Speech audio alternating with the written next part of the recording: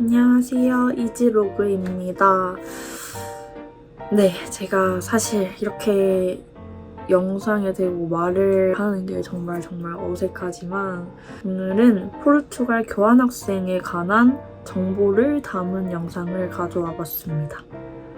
사실 누가 볼까 싶긴 한데 제가 교환학생 준비하기 전에 이것저것 되게 많이 찾아봤는데 포르투갈 교환학생에 관한 영상은 찾기가 어려웠었거든요. 그래서 혹시 한 명이라도 제 영상을 보고 도움이 되실 수 있지 않을까? 라는 생각에서 영상을 찍어보고 있습니다. 네, 우선 제가 지금 유튜브에 올리고 있는 영상들은 작년 2학기 때 경험을 했던 것들을 이제 와서 좀 많이 올리고 있는 거고요. 지금은 그보다 1년 후인 시점이고 졸업 유예를 하고 서울에 올라와서 인턴십을 하고 있습니다. 그때와 달라진 점이라고는 머리 길이 정도인 것 같고요. 네, 그러면 시작해 보도록 하겠습니다. 먼저 제가 교환학생으로 가게 됐던 학교는 포르투갈에 있는 포르투라는 도시에 있는 University Fernando Pessoa라는 학교고요. 줄여서 UFP라고 보통 부릅니다. 포르투갈을 고르게 됐던 이유는 전공을 영어로 들을 수 있는 나라들을 먼저 추렸고 그 중에서 물가가 싼 학교들을 또 한번 추렸고 그 중에서 브이로그를 봤어요. 포르투를 봤을 때 포르투에서 학교를 다니면서 아침에 눈을 떴을 때 이런 풍경이면 얼마나 행복할까라는 생각이 들어서 이 학교를 고르게 됐습니다. 그래서 거의 얼떨결에 포르투갈에 가게 된 그런 경우고요. 그래서 포르투갈 비자 받기가 어떠냐라고 물어보시면 다른 나라들에 비해서 쉬운 편인 것 같아요. 왜냐면 인터뷰도 없었고 포르투갈 교환학생 가시려고 비자 찾아보신 분들 중에서 항상 가장 먼저 크게 뜨는 블로그가 있는데 거기에서 알려주는 대로만 하시면 반려되는 경우가 거의 없는 것 같습니다. 저랑 같이 간 친구들도 반려됐다고는 한 적이 없고요. 비자 나오는 것도 거의 한 달? 아니면 한 달 되기 전에 나왔었어요. 그래서 비자는 정말 난이도가 쉬운 편이었던 것 같고 집은 어떻게 구했냐라고 물어보시면 UFP는 기숙사가 없었어가지고 쉐어하우스나 아니면은 사설 학생 기숙사에 살거나 둘 중 하나였던 것 같아요. 스튜디오 살기에는 너무 비싸니까 저는 유니플레이스라는 사이트에서 중개 수수료를 주고 집을 구하게 됐었고요. 구글에 Student Residence in Portu라고 치면은 한 사이트가 나오거든요. 거기 들어가시면 그 정보를 보실 수 있고 근데 여기의 학생 기숙사는 우리나라의 코리빙 하우스랑 비슷하다고 생각을 하시면 되고요. 부대 시설 잘 돼 있고 커뮤니티 잘 돼 있고 깔끔하고 비싸고 페이스북에서 구하는 친구들도 봤는데 사실 되게 위험 부담이 크잖아요. 혹시 사기당할 수도 있으니까. 근데 외국 친구들이 페이스북에서 구했는데 되게 저보다 싸고 좋은 방에서 살더라고요. 그래서 찾아나 볼걸 이런 생각도 했었습니다. 마지막으로 직접 가서 발품을 파는 방법도 있는데 저는 이게 가장 안전할 거라고 생각을 했거든요. 근데 외국인 친구들이 사기를 당했어요. 그래서 이것도 마냥 안전하다고는 말씀을 못 드릴 것 같습니다. 준비물은 교환학생 가기 전에 엑셀 시트를 만들어 놓은 게 있는데 그거를 링크 공유하도록 하겠습니다. 이거 챙겼으면 좋았을 걸 하는 것은 클렌징 오일이에요. 그리고 스킨 로션. 제가 급하게 항공권을 산다고 학생 인증을 안 했어요. 그래서 다른 친구들보다 23kg를 덜 들고 갔는데 그래서 저는 짐을 완전 그냥 필요한 것만 쌌어야 됐어요. 그래서 스킨 로션이랑 클렌징 용품은 가서 사지 이러고 안 가져갔거든요. 근데 클렌징 오일 구하기가 그렇게 어려운지 저는 그때 처음 알았고 클렌징 워터 쓰시는 분들은 상관이 없는데 클렌징 오일은 스킨 로션은 사실 한국에서도 나한테 맞는 걸 찾기가 어려운데 거기서 내가 맞는 걸 찾고자 하는 게 좀 당연히 어려운 것 같고, 근데 뭐 엄청 유명한 브랜드들 있잖아요. 그런 것들은 거기서 사도 될 것 같습니다. 뭐 어쨌든 원래 쓰던 걸 쓰면 더 좋으니까 그런 것들 챙겨오시는 게 좋을 것 같고, 그리고 그 포르투갈이 기온이 온화하다고 많이 알려져 있잖아요. 그래서 친구들 중에서 두꺼운 옷을 안 챙겨온 친구들도 있더라고요. 그런데 겨울에는 다른 나라들에 비해서 안 춥긴 추워요. 그래서 방한용품을 하지 않더라도 패딩은 입어야 되는 정도? 패딩 한 벌, 코트 한 벌 챙겨가시길 추천드리고요. 겨울이라고 포르투갈에만 있을 거 아니잖아요. 놀러 갈 거니까 당연히 두꺼운 옷 필요하고요. 그 방한용품 뭐 포르투갈 가서 사셔도 되고요. 그리고 완전 한 가지 추천할 게 있는데 한식 많이 들고 가실 텐데요. 저는 보통 장 종류를 많이 들고 갔어요. 왜냐면 비쌀 것 같아가지고 고추장, 쌈장, 불닭 소스, 비빔장 이렇게 가져갔는데 처음에 요리를 잘 못하니까 삼겹살만 구워 먹었거든요. 근데 쌈장이 진짜 요긴하게 쓰였고, 그리고 매운 거 좋아하시는 분들은 불닭 소스 진짜 많이 먹으실 것 같고, 고추장도 저는 고추장 잘 안 먹을 줄 알았거든요. 근데 고추장 찌개 이런 거 먹을 때 진짜 좋고, 진짜 먹을 거 없을 때 고추장 그냥 비벼 먹어도 맛있고, 근데 비빔장이 진짜 챙겨가길 잘한 것 같은 게 제가 원래 비빔면을 정말 좋아해요. 그래서 파스타 면에 야채랑 고기 잘라서 넣고 비빔장만 넣으면 진짜 맛있거든요. 평소에 비빔면 좋아하시는 분들은 꼭 챙겨가시길 바라고요. 언어는 포르투갈은 포르투갈어를 써요. 그렇지만 젊은 이들과 학생들은 어느 정도 영어를 사용할 줄 알고, 어르신들은 아무래도 조금 영어를 모르시긴 해요. 약간 우리나라랑 비슷한 느낌? 관광지는 당연히 영어가 잘 통하고, 마트나 이런 데 가도 손짓 발짓 하면 통하기도 하고, 아니면은 저 같은 경우에는 막 점원 말을 못 알아듣고 있으니까 그 뒤에 계신 분이 영어로 막 통역해 주시고 그러셨어요. 포르투갈 인심. 와우. 친구 사귀는 법에서 대해서 말씀을 드리자면, 저는 교환학생 첫 번째 목표가 영어를 늘리는 거였었기 때문에 친구를 사귀려고 노력을 되게 많이 했어요. 그래서 ESN에 가입을 해서 거기서 열리는 행사를 초반에 그냥 계속 나갔어요. 계속 나가서 계속 친구들한테 말 걸고, 저는 그때 진짜 영어를 못했거든요. 지금도 진짜 못하는데 그때는 진짜 못했어요. 근데 그냥 냅다 말하고 봤어요. 뭐 안녕? 너 이름이 뭐야? 나는 누구야? 너 몇 살이야? 너 몇 학년이야? 너 전공이 뭐야? 너 어느 나라에서 왔어? 뭐 이런 식으로 해서 말 걸었는데, 사실 초반에는 자기소개까지는 오케이인데 그 친구가 조금만 깊게 말을 하면은 못 알아들었었거든요. 그래서 뭐라는 거지? 하고 그냥 이렇게 하고 넘어갔는데, 근데 나중에 되니까 그 친구들이 하는 말을 점점 알아들을 수 있게 되고, 그 친구들이 쓰는 표현도 막 배우고 이렇게 되더라고요. 뭐 짧은 기간이었지만. 그래서 갑자기 왜 여기까지 했지? 어쨌든 친구를 사귀려면 행사에 가라. 그리고 무조건 말을 많이 걸어라.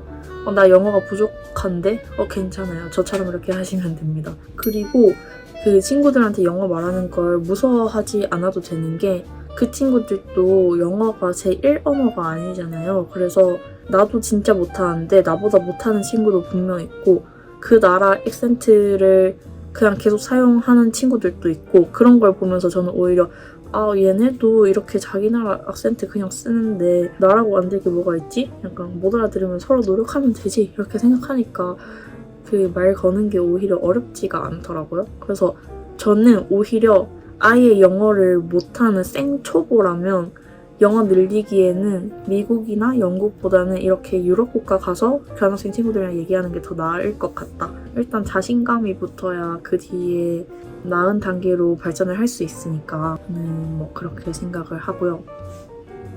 그리고 뭐 인종차별에 대해서는 막 모두가 저한테 좋은 태도를 보일 수는 없잖아요. 다들 백인들만 있는 사이에서 갑자기 동양인들이 뿅 있으니까 좀 뭔가 무시할 수도 있고 근데 그걸 티를 내진 않아요. 근데 저희를 대하는 태도나 아니면은 그 말하는 뉘앙스를 보면은 좀 알 것 같잖아요.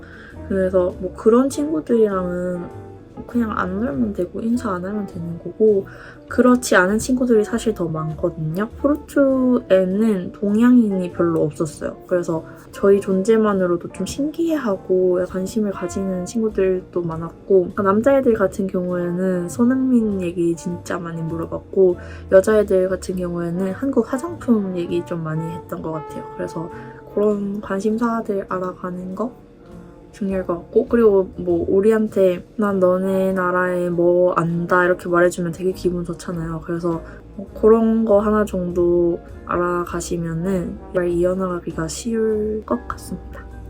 너무 걱정하지 않으셔도 되고요.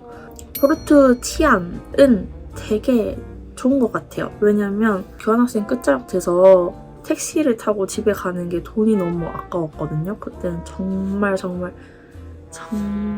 막 허리띠를 졸라 매던 시기였어서 시내에서 집까지 한 40분, 50분 걸렸는데 새벽 3시에도 막 걸어 다니고 그랬어요.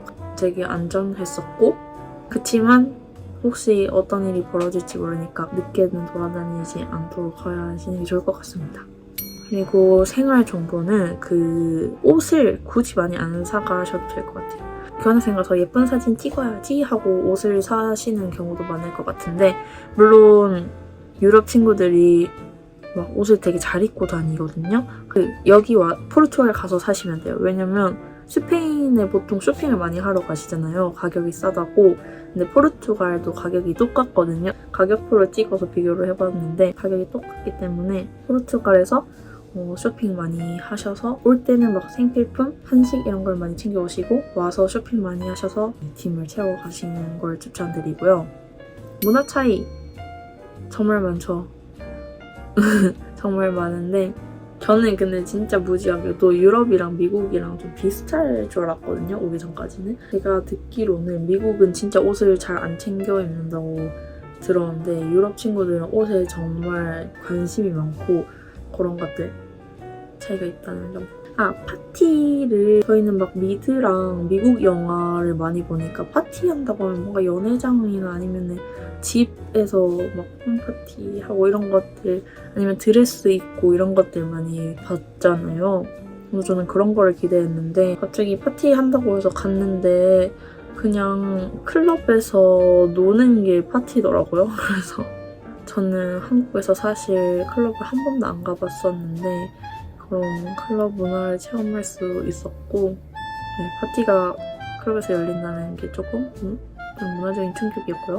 그거 말고도 약간 연애에 관련해서 어떤 친구가 요즘에 어떤 보이랑 얘기를 하고 있대요. 그래서 저희는 막 썸인가 보다 이러면서 너 걔랑 데이트했어? 이렇게 했는데 약간 그 친구가 아니? 이러는 거예요. 그래서 응? 이러면서 했는데 그 다른 약간 한국을 좀 아는 친구가 한국에서 말하는 데이트랑 우리가 말하는 데이트가 다르다고 설명을 들어보니까 토킹 스테이지라는 것도 있고 seeing each other 이런 것도 있고 모르겠어요. 너무 뭐가 많고 그 다음에 date with someone이라고 하면은 누군가랑 데이트한다. 그게 거의 약간 우리나라에서 남자친구, 여자친구 사귀는 느낌인 것 같았고요. 그러니까 서로를 뭔가 보이프렌드, 걸프렌드라고 부르는 거는 거의 막 가족 소개해주고 그런 단계인 것 같았어요. 그래서 너무 신기하고 그냥 골이 아프긴 한데 뭐 그럴 수 있지 이렇게 생각했는데 다시 생각해보니까 그럴 수 없는 것 같아요. 저는 확실한 게 좋은 것 같습니다. 근데 또 그 친구들 말도 이해가 되는 게 그러니까 서로 잘 모르는데 어떻게 저희는 막 썸 한 2, 3주 타고 우리는 여자친구, 남자친구 이렇게 하잖아요. 근데 자기들은 그렇게 갑자기 막 2주 뒤에, 3주 뒤에 우리 막 너 내 걸프렌드가 될래? 이렇게 하면은 너무 약간 이상하고 그 남자가 무서울 것 같다는 거예요. 서로 잘 모르는데 어떻게 우리가 그런 관계가 될 수 있지? 이렇게 생각한다고 하더라고요. 그래서 너무 신기하다 라고 생각을 했어요. 그래서 국제연애 하는 친구들 꽤 있었던 것 것 같고 사실 흔한 건 아니고 몇몇 친구들은 교환학생 가서 연애를 하긴 하는 것 같긴 합니다. 그거는 본인의 행동에 따라 달려있지 않을까요? 그다음에 여행을 다니기에는 포르투갈이 좋지는 않은 것 같아요. 왜냐면 일단 만약에 UFP를 다니게 되면 기숙사가 없어서 사설에서 살아야 되는데 사설 기숙사는 한 달에 100만 원 정도 하고요. 저는 진짜 쉐어하우스에서 진짜 코딱지만한 방에서 살았는데 55만 원이었어요. 심지어 방이 삼각형으로 생겼었어요. 근데 55만 원이 냈어요. 진짜 마음이 찢어지는 줄 알았습니다.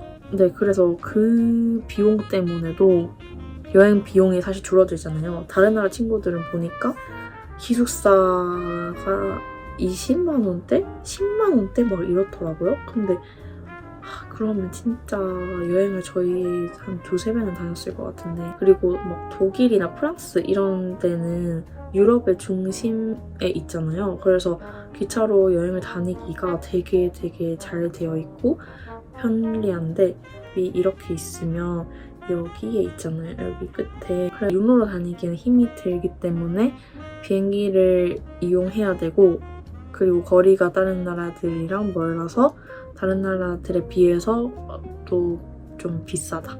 다만 좋은 점은 아프리카랑 가까워서 아프리카 국가에 놀러 가기는 괜찮은 것 같아요. 저도 모로코 갔다 왔는데 모로코를 한 왕복 3-4만 원에 끊었던 것 같습니다.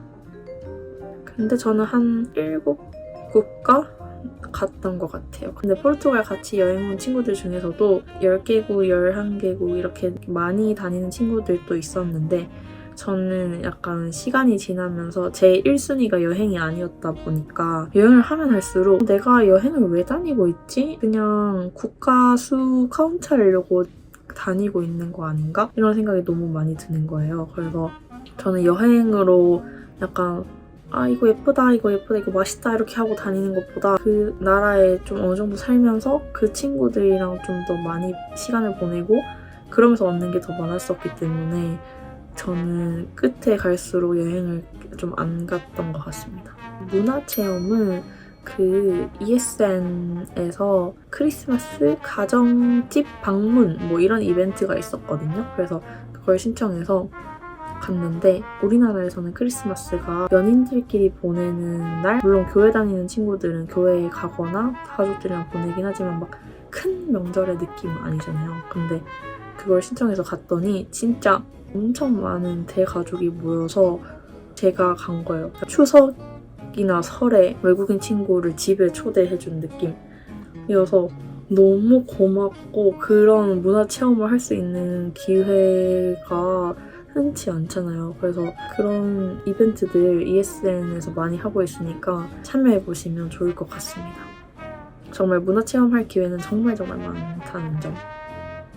다음으로 지출에 대해서 말씀드리자면 비행기 값, 월세, 생활비, 여행비 이런 모든 것들 다 합쳐서 5개월 동안 1,500만 원 정도 쓴 것 같아요. 저는 근데 진짜 거지 여행을 했었거든요.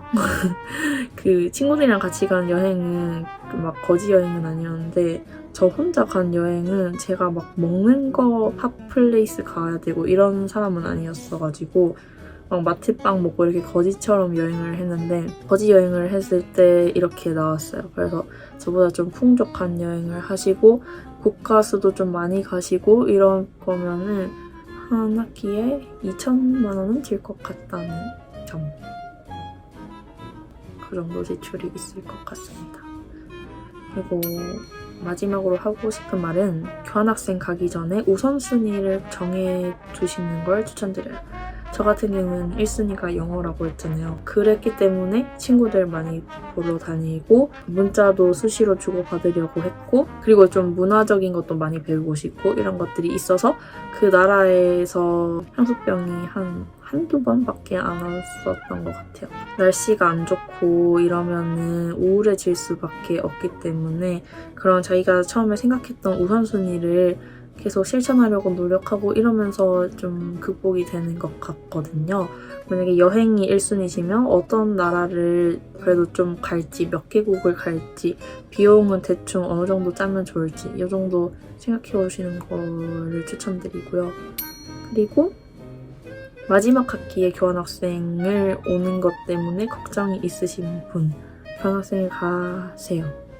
교환학생을 가는 거에 대해서 너무 걱정하지 마시고, 저도 사실 마지막 학기에 갔거든요. 막상 가려고 하니까 나 마지막 학기인데 취업 준비 안 해도 되나? 이런 생각이 너무 많이 들었어요. 그래서 주변에 조언을 엄청 많이 구하고 다녔는데 다 가라고 했는데 한 명이 가지 말라고 했는데 그 말이 갑자기 귀에 꽂혔던 거예요. 그래서 저는 항공권을 취소를 했었는데 그때는 한참 바쁠 때였거든요. 그래서 그 깊게 생각을 하지 못하고 그래 나 취업 준비나 해야지 이러고 취소를 했는데 갑자기 바쁜 게 끝나고 누워서 생각을 하는데 나 이거 후회하지 않을 수 있을까?